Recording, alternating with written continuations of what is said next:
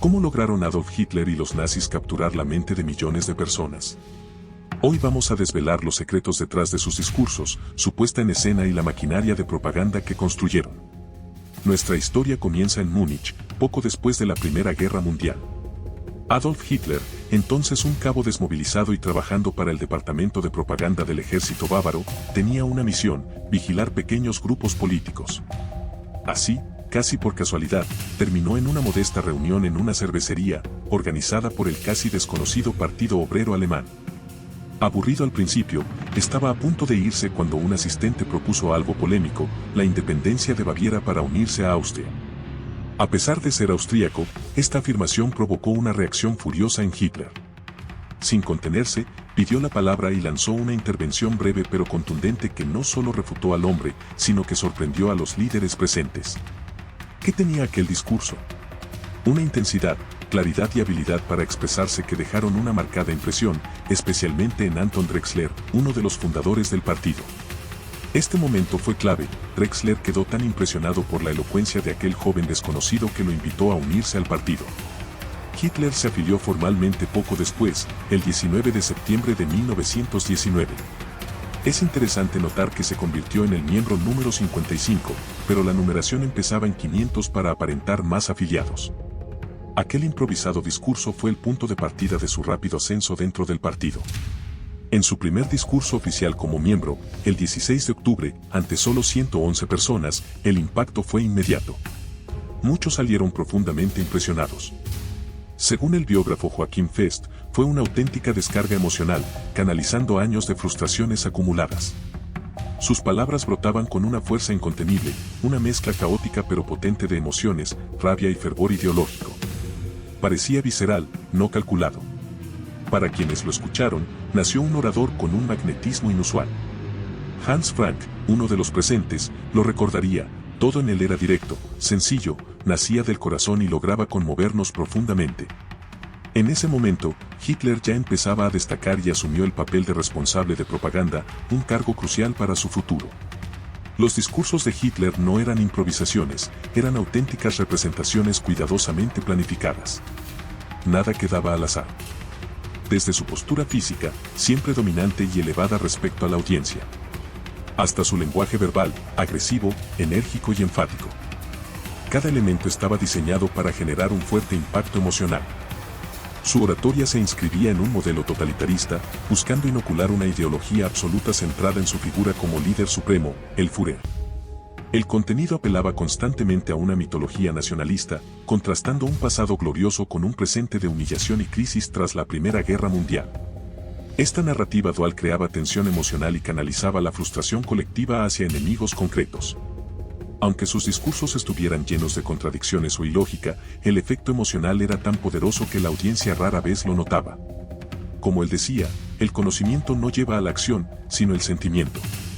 Se presentaba como una figura paternalista y mesiánica, hablando como el pueblo, no solo por él, creando un vínculo emocional directo. Eran interpretaciones teatrales con gestos dramáticos, pausas calculadas y un ritmo ascendente que culminaba en exaltación ideológica. El objetivo: hipnotizar al público, liberar su subconsciente colectivo y ofrecer una salida a su desesperación. Utilizaba un lenguaje victimista y polarizador, definiendo el conflicto como nosotros o ellos, víctimas o verdugos. El enemigo era identificado como una enfermedad del cuerpo nacional que debía ser eliminada: los judíos, los comunistas, los discapacitados, los homosexuales. Palabras clave como Alemania y pueblo se repetían sin cesar para reforzar la unidad. A medida que Hitler ganaba poder, sus discursos se convirtieron en actos masivos. Los mítines de Nuremberg, el Olympiastadion de Berlín, la Puerta de Brandeburgo, todos eran organizados al detalle. A veces, usaba el silencio inicial, esperando hasta un minuto para comenzar, como estrategia para captar la atención total. De 1930 en adelante, y especialmente después de 1933, la escenificación adquirió una importancia creciente. Desfiles, símbolos, una cuidadosa coreografía, todo empezó a eclipsar el contenido mismo de las palabras. La desmesurada pomposidad era evidente, como en el desfile del 1 de mayo de 1933.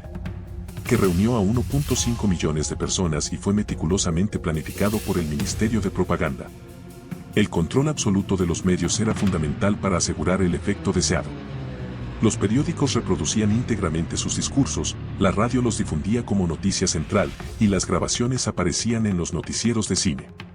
Así, frases como rápido como un galgo, resistente como el cuero y firme como el acero de Krupp se propagaron ampliamente. Curiosamente, esta comparación ya aparecía en Mi lucha una década antes, presentada como virtud militar. Para 1935, el poder de Hitler estaba afianzado, con 3.5 millones de afiliados al partido y la oposición eliminada. Era el momento de proyectar poder al exterior, como con la reintroducción del servicio militar obligatorio. El discurso a las juventudes hitlerianas en Nuremberg el 14 de septiembre de 1935 fue simbólico.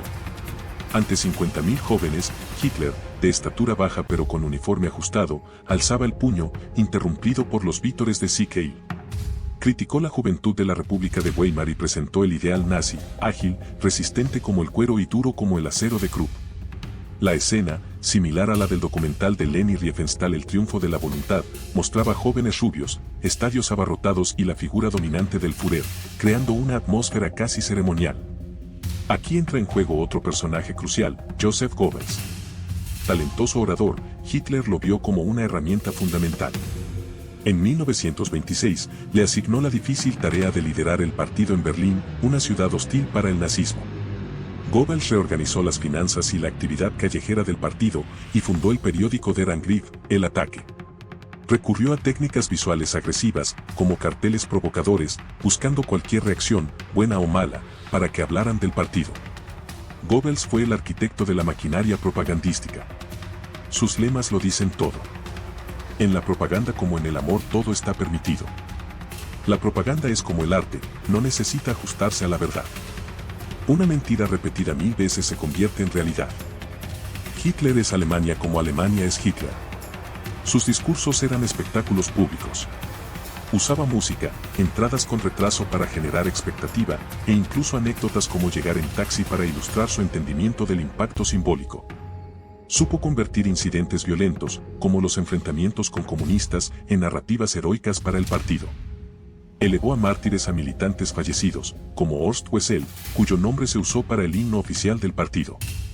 Expulsado del Parlamento en 1932 por insultar al presidente y acusado de alta traición, Goebbels resurgió con fuerza al llegar el NSDAP al poder en 1933. Fue nombrado ministro de propaganda del Reich, consolidándose como uno de los hombres más cercanos a Hitler. Otro pilar de la propaganda visual fue la cineasta Leni Riefenstahl. Hitler quedó impresionado por su película La luz azul y vio en ella no solo talento, sino una mujer que encarnaba el idealario. Entendió que podía ser un instrumento estético del poder. Su relación no fue íntima, sino política y simbólica. Riefenstahl aceptó entusiasmada, viendo la posibilidad de llevar su arte a niveles impensados con recursos ilimitados. Se convirtió en la gran realizadora del nazismo. Su obra cumbre fue El triunfo de la voluntad 1935, un documental sobre el Congreso del Partido Nazi en Nuremberg de 1934. Este evento, con más de 700.000 miembros, fue concebido como un espectáculo masivo para ser filmado. La película usó una estética monumental, casi religiosa, transformando un acto político en un ritual de glorificación. La figura de Hitler aparecía envuelta en símbolos y masas, transmitiendo orden y grandeza. Rompió con la objetividad documental para exaltar y glorificar, usando tomas elevadas, encuadres simétricos y un montaje rítmico. El propio Hitler fue filmado desde ángulos que reforzaban su imagen de líder carismático, casi divino. El título, inspirado en Nietzsche, presentaba al Führer como el resurrecto de Alemania. El Congreso de Nuremberg fue el primer acto político pensado íntegramente como espectáculo visual, planificado para su filmación y distribución masiva. Colaboró con el arquitecto Albert Speer en los escenarios monumentales. El triunfo de la voluntad obtuvo reconocimiento internacional, aunque su carga propagandística siempre fue polémica. Riefenstahl recibió un apoyo absoluto de Goebbels, con recursos ilimitados para sus proyectos. La voz de Hitler era fundamental. El otorrinolaringólogo Karl Otto von Eichen reveló la enorme importancia que Hitler daba a su capacidad oratoria, incluso posponiendo una cirugía para extirpar un pólipo para poder dar un discurso importante. Tenía un constante temor a perder la voz, lo que lo hacía vulnerable. Más allá de la voz, su lenguaje corporal era crucial. Cada gesto, movimiento de manos, postura o expresión facial formaba parte de una escenografía cuidadosamente elaborada. Aunque decía creer en el destino, estudiaba y adaptaba su comportamiento con meticulosidad. Su fotógrafo personal, Heinrich Hoffmann, no solo documentaba su imagen pública, sino que colaboraba activamente en perfeccionar su estilo de expresión, afinando los aspectos teatrales de su oratoria. Hoffmann tomaba fotografías dramáticas que resaltaban el mejor perfil de Hitler. Estas imágenes servían como referencia para que Hitler perfeccionara sus movimientos, posturas y gestos. Practicaba en privado frente a la cámara con la precisión de un actor de cine, ensayando poses y movimientos frenéticos. Hitler era autoritario, si una foto no cumplía sus expectativas, ordenaba destruir el negativo. Hoffmann logró resguardar gran parte de este archivo, que hoy muestra cómo Hitler construía su figura pública milimétricamente.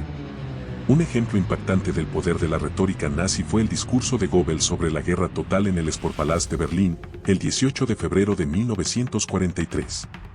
Muchos lo consideran uno de los actos políticos más impactantes que provocó una reacción psicológica masiva.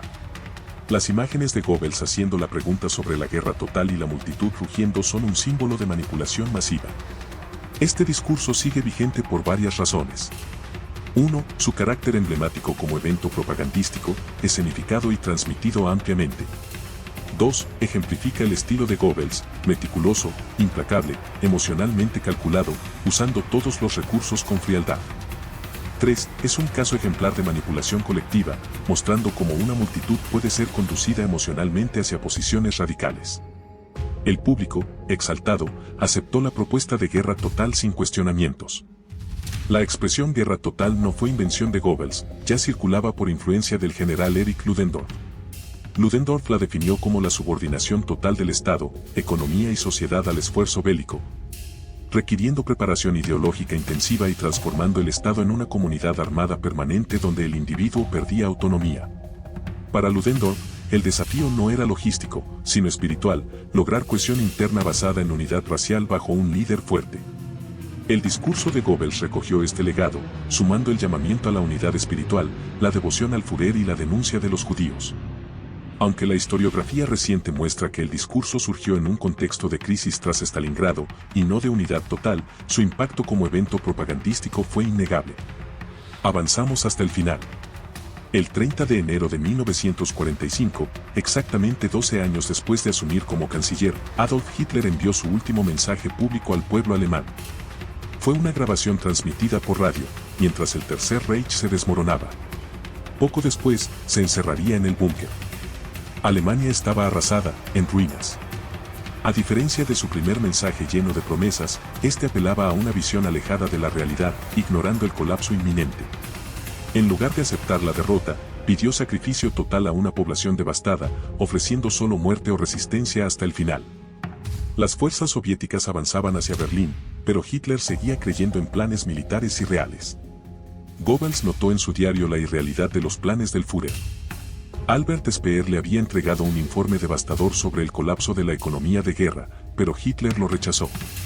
La decisión de Hitler de hablar, tras 2 años sin hacerlo en público desde Stalingrado, tomó por sorpresa a Goebbels, quien temía que la ausencia física del Führer fuera interpretada como admisión de la derrota. En su última intervención, Hitler intentó reavivar el espíritu combativo, exigiendo el sacrificio más extremo.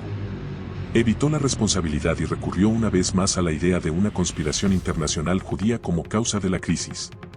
Usó comparaciones animales crudas para justificar la inevitabilidad del conflicto y la persecución, ocultando la desesperada realidad militar.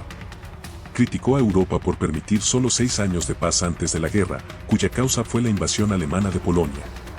Defendió su gestión preguerra y proyectó un optimismo inviable, prometiendo una victoria que ya no era posible. Insistió en culpar factores internos y externos. Su mensaje no ofrecía soluciones ni salidas, solo resistencia hasta el final. No mencionó negociación ni rendición. Planteó la resistencia como la única vía aceptable. Afirmó que su vida estaba regida por el deber de servir a su pueblo y que haber sobrevivido a un atentado era una señal de que debía cumplir su misión. Llamó al pueblo y a los soldados a mantener un espíritu de resistencia firme. Pero la ilusión de victoria se había desvanecido. Una anécdota lo ilustra. En Bamberg, un batallón de la Wehrmacht escuchó el discurso. Al finalizar el himno, solo 2 soldados hicieron el saludo nazi, el resto permaneció inmóvil.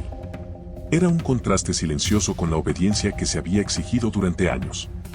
Como hemos visto, los discursos de Hitler y la maquinaria de propaganda nazi no eran solo palabras, eran un complejo sistema de oratoria, escenificación, control mediático y manipulación emocional. Desde sus inicios improvisados en cervecerías hasta los espectáculos masivos planificados por Goebbels y Riefenstahl, cada elemento buscaba capturar la atención, inocular una ideología y movilizar a las masas. La voz, el cuerpo, las imágenes, los lemas, todo fue instrumentalizado para construir la figura del Führer y promover la visión totalitaria. Aunque lograron una efectividad implacable durante años, su legado es una oscura advertencia sobre el poder de la retórica y la propaganda para conducir a una sociedad hacia la barbarie.